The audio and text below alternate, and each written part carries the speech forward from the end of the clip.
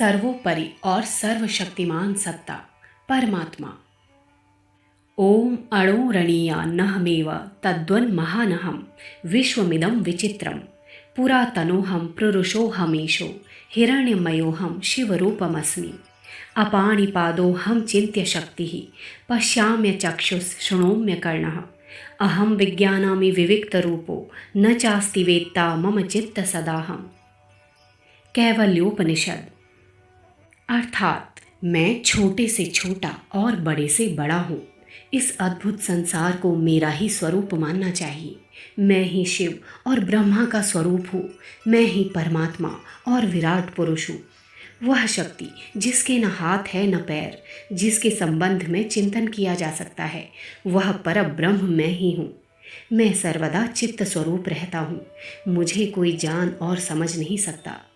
मैं बुद्धि के बिना ही सब कुछ जानने, स्थूल कानों के बिना सब कुछ सुनने और स्थूल आँखों के बिना सब कुछ देखने की सामर्थ्य रखता हूँ। उपनिषदकार की इस अनुभूति को साधकों, योगियों और तत्वदर्शियों ने अनेक प्रकार से निरूपित करके परमात्मा की उपस्थिति को प्रमाणित करने का प्रयत्न किया है। हमारी भूल ये है कि मनुष्य देह में धारण होने के कारण हमारी बुद्धि भी मानवीय हो गई है। अर्थात संसार की प्रत्येक वस्तु को मानवीय लाभ, मानवीय स्वार्थ और यहाँ तक कि ईश्वर और सूक्ष्म दैवी शक्तियों को भी मानवीय स्थूलता से जोड़ने का प्रयत्न करते हैं। इसीलिए संसार के रहस्य समझने से वंचित रह जाते हैं। वस्तुतः हमें अपने आप को एक बौद्धिक सत्ता मानकर विचार करना चाहिए। जिस दिन इस शरीर को सृष्टि के शेष प्राणियों के साथ बैठा देने की बुद्धि जागृत हो जाती है और अपने आप को कोई ऐसा प्रकाश कण अनुभव करने की सूक्ष्म दृष्टि आ जाती है जो केवल इच्छा और संकल्प मात्र से सर्वत्र गमन कर सकता है, सुख दुख आदि की अनुभूति कर सकता है और उसी रूप में विश्व दर्शन कर सकता है, उस दिन परमात्मा को समझना सरल हो जाता है। अपने आप को, अपने जीवन लक्ष्य को भी समझना सरल हो जाता है। उपनिषदकार के उक्त भाष्य को समझने के लिए चलिए सर्वप्रथम ये मान लें, हम कोई शरीर नहीं वरन एक कल्पना या विचार शक्ति मात्र हैं। आइए सर्वप्रथम परमात्मा के अणुस्वरूप का चिंतन करें। क्या सचमुच कोई ऐसी सत्ता है जो अणु प्रतीत हो पर उसमें ब्रह्मांड की सी चेतना सन्निहित हो? शक्ति का भंडार परमाणु, इस शीर्षक से लेखक श्री वेद मित्र ने साप्ताहिक हिंदुस्तान के 17 नवंबर 1968 अंक में परमाणु संरचना के 5 चित्र बनाकर इस महाशक्ति का परिचय कराया है। वे लिखते हैं, किसी तत्व के छोटे से कण को परमाणु कहते हैं। इसमें उस तत्व के सभी गुण मौजूद होते हैं। लोहे के गोले में जो गुण हैं वे सभी लोहे के नन्हे से परमाणु में तुम्हें मिलेंगे। परमाणु पदार्थ की सबसे छोटी इकाई है। वह 1 इंच के 20 करोड़वें भाग के बराबर होता है। दुनिया की सबसे बड़ी खुर्दबीन भी एक अणु को अकेला नहीं देख सकती। परमाणु को तोल लेने लायक तराजू मनुष्य नहीं बना सका है। फिर भी वैज्ञानिकों ने जो जानकारियां उपलब्ध की हैं वे असाधारण हैं। 1 इंच के 20 करोड़वें भाग को तुम बहुत छोटा समझ रहे होगे। जरा उसके भीतर झांक कर देखो, वहाँ तो खाली मैदान पड़ा हुआ है। बीच में छोटा सा स्थान घिरा है, इसे नाभिक कहते हैं। यह नाभिक प्रोटॉन और न्यूट्रॉन 2 तत्वों से मिलकर बना है। अब परमाणु के अंदर ब्रह्मांड का पता लगाओ। ये जो खाली स्थान है उसका क्षेत्रफल देखना। नाभिक को यदि एक छोटी सी गेंद मान ले तो उसकी तुलना में खाली स्थान का व्यास 2000 फुट होगा। इससे परमाणु के छोटे से छोटे और बड़े से बड़े स्वरूप की कल्पना की आकांक्षा अभी विज्ञान पूरी नहीं कर सका, क्योंकि अभी नाभिक का विश्लेषण नहीं हो पाया और लगता है उसका मशीनी एनालिसिस संभव भी नहीं है, क्योंकि वैज्ञानिक कहते हैं उसे जानने के लिए तो उतनी ही सूक्ष्म चेतन शक्ति चाहिए जो अनुभवों को लिखकर या बोलकर बता सके। जबकि भारतीय तत्वज्ञ कहते हैं कि वह अनुभूति इतनी विलक्षण और विशाल है कि जो मनुष्य उसे पा लेता है वो स्वयं भगवान हो जाता है। वैज्ञानिक अब उस ताकत को मानने के लिए विवश हो रहे हैं। सन 1937 में द मिस्टीरियस यूनिवर्स नामक पुस्तक और the new background of science में सर जेम्स जीन्स ने लिखा है, 19वीं शताब्दी के साइंस में पदार्थ और पदार्थ जगत के जो ऊंचे से ऊंचे सिद्धांत समझे जाते थे, अब हम उनसे दूर होते चले जाएंगे। जो नई बातें हमें पता चली हैं, उनसे हम विवश हैं कि प्रारंभ में शीघ्रता में आकर हमने जो धारणा बना ली थी, उसे अब फिर से जांचें। अब मालूम होता है कि जिस जड़ पदार्थ को शाश्वत सत्य मानकर बैठे थे, वह गलत है। पदार्थ मन या आत्मा से पैदा हुआ है और उसी का रूप है। मुझे विश्वास है कि आत्मा ही पदार्थ का हस्तांतरण करती है। ये शब्द हर्बर्ट स्पेंसर और चार्ल्स डार्विन के साथी अल्फ्रेड रसल वेलेस ने अपनी पुस्तक social environments and moral progress में लिखे हैं। विज्ञानाचार्य अल्बर्ट आइंस्टाइन लिखते हैं, मैं परमात्मा को मानता हूँ। सृष्टि की व्यवस्था और सौंदर्य में वह स्पष्ट प्रकट है। मैं मानता हूँ कि प्रकृति में एक चेतनता काम कर रही है। विज्ञान के काम का आधार अब इसी विश्वास पर टिक रहा है कि यह संसार यों ही नहीं बन गया, वरन इसमें एक क्रम और उद्देश्य है जो समझ और पहचान में आ सकती है। प्रसिद्ध यूरोपियन विज्ञानवेत्ता सर ओलिवर लॉज ने आत्मा और मृत्यु पर भाषण देते हुए सन 1930 में ब्रिस्टल में कहा था, इसमें संदेह नहीं कि विज्ञान अब एक नए क्षेत्र में प्रवेश करेगा और उसकी वास्तविकता जानने का प्रयत्न करेगा। पर सच यह है कि हम सब चेतन जगत में जी रहे हैं। यह चेतना शक्ति पदार्थ पर हावी है। पदार्थ उसका कुछ नहीं बिगाड़ सकता। यदि कोई अत्यंत शक्तिशाली सत्ता ना होती जो हमें पिता की तरह प्रेम करती है, तो आज की भौतिक उपलब्धियां इतनी भयानक होती कि मनुष्य उसमें जीवित भी न रह पाता। Sir A.S. एडिंगटन महोदय कहते हैं, हम अब इस निष्कर्ष पर पहुंच गए हैं कि कोई असाधारण शक्ति काम कर रही है, पर हम यह नहीं जानते कि वह क्या कर रही है।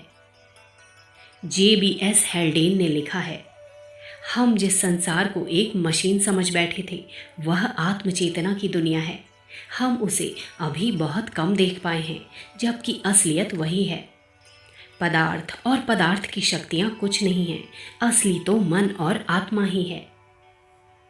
सन 1934 में प्रकाशित पुस्तक द ग्रेट डिज़ाइन में विश्व के 14 प्रख्यात विज्ञानाचार्यों ने एक सम्मिलित सम्मति प्रकट करते हुए लिखा है, इस संसार को एक मशीन कहें तो यह मानना पड़ेगा कि वह अनायासी नहीं बन गई, वरन पदार्थ से भी कोई सूक्ष्म मस्तिष्क और चेतना शक्ति पर्दे से उसका नियंत्रण कर रही है। रॉबर्ट ए मिल्किकान ने लिखा है, विकासवाद के सिद्धांत से पता चलता है कि जिस तरह प्रकृति अपने गुणों और नियमों के अनुसार पदार्थ पैदा करती है, उसके विपरीत परमात्मा में वो शक्ति है कि वो अपनी इच्छा से ही सृष्टि निर्माण में समर्थ है। प्रकृति बीज से सजातीय पौधा पैदा करती है। आम के बीज से इमली पैदा करने की शक्ति प्रकृति में नहीं है, पर तरह तरह के प्राणी प्रकट करके परमात्मा ने अपना अस्तित्व और सर्वशक्तिमान सत्ता सिद्ध कर दी है। मनुष्य के रूप में उसने अपने आप को भी प्रकट करके रख दिया। ऑर्थर एच कॉम्पटन ने बताया, मालूम होता है हम अपने मस्तिष्क से अलग होकर भी सोच सकते हैं। अभी पूरी तरह तो साबित नहीं है, पर मालूम ऐसा होता है कि मरने के बाद भी चेतनता नष्ट नहीं होती। वैज्ञानिकों के इन आशयों को पुष्ट करने वाले ऐसे आश्चर्यजनक प्रमाण भी हैं जिनसे ये सिद्ध होता है। संसार का नियमन करने वाली सत्ता अत्यंत सूक्ष्म और सचेतन है। उसकी शक्ति की सीमा से परे कुछ नहीं है। डॉक्टर नॉर्मन विंसेंट पील ने मरते हुए मनुष्यों की गतिविधियों का बड़ा सूक्ष्म अध्ययन किया।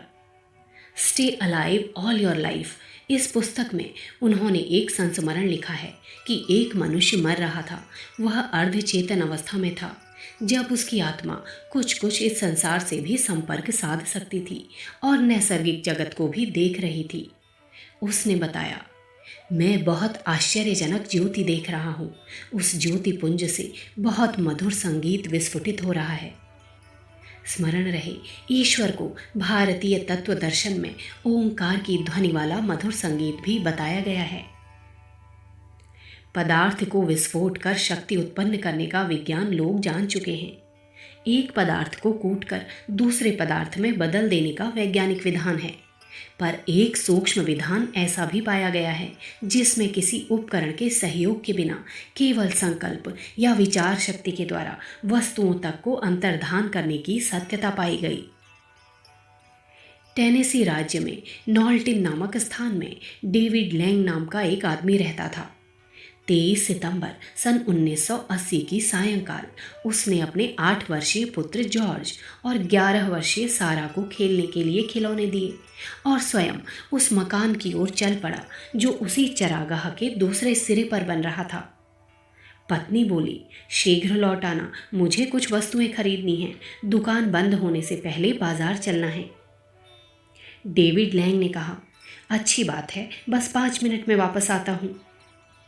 इसके बाद वो मुश्किल से 5 कदम ही चला था कि एकाएक जिस तरह चक्रवातों में फंसकर कोई तिनका अदृश्य हो जाता है, उसी प्रकार लैंग सबके देखते देखते अंतर्धान हो गया। आसपास की चप्पा चप्पा भूमि तक छान डाली गई, पर वहां डेविड की देह का छल्ला तक न दिखा। भूगर्भ विभाग के निरीक्षकों तक ने जांच कर ली, पर डेविड के जीवन के कहीं भी लक्षण दिखाई न दिए।